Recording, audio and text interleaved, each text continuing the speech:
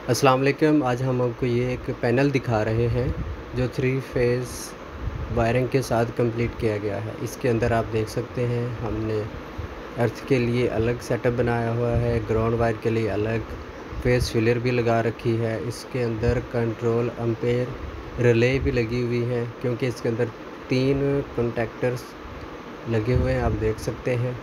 और इसके अंदर हमने 100 एम्पेयर का ब्रेकर भी लगाया हुआ है 4 पोल, और साथ में एम्पेयर रिले की जो है कॉइल वो भी नज़र आ रही होगी आपको पैनल के अंदर।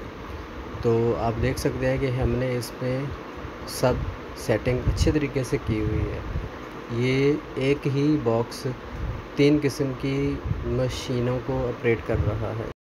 इसके ऊपर हमने एम्पेयर और वोल्ट मीटर भी लगाए हैं, नीचे इंडिकेटर और पुश बटन भी लगे हुए हैं।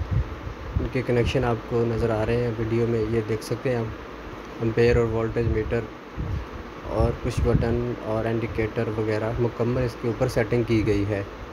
तो ये हमारा ग्राउंड वायर है, नीचे अर्थ का मुकम्मल सेटिंग है, न्यूट्रल जिसे कहते हैं हम।